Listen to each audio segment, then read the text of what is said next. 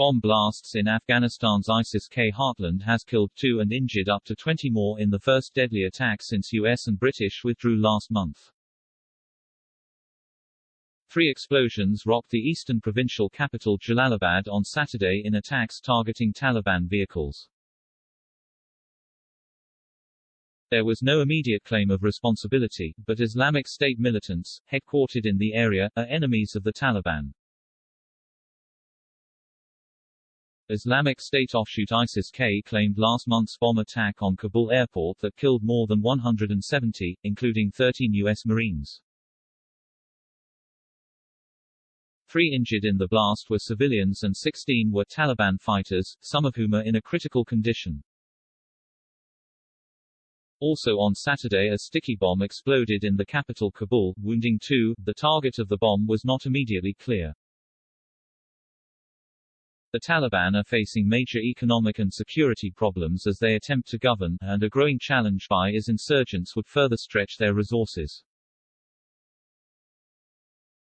In Kabul, a new sign was up outside the Women's Affairs Ministry, announcing it was now the Ministry for Preaching and Guidance and the Propagation of Virtue and the Prevention of Vice. Staff of the World Bank's $100 million Women's Economic Empowerment and Rural Development Program, which was run out of the Women's Affairs Ministry, were escorted off the grounds Saturday, said program member Sharif Akhtar, who was among those being removed. Mahbooba Suraj, who heads the Afghan Women's Network, said she was astounded by the flurry of orders released by the Taliban-run government restricting women and girls. Meanwhile, the Taliban-run Education Ministry asked boys from grades 7 to 12 back to school Saturday along with their male teachers, but there was no mention of girls in those grades returning to school. Previously, the Taliban's Minister of Higher Education had said girls would be given equal access to education, albeit in gender-segregated settings. It is becoming really troublesome. Is this the stage where the girls are going to be forgotten? Suraj said.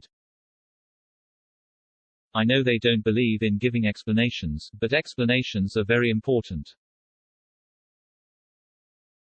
Suraj speculated that the contradictory statements perhaps reflect divisions within the Taliban as they seek to consolidate their power, with the more pragmatic within the movement losing out to hardliners among them, at least for now.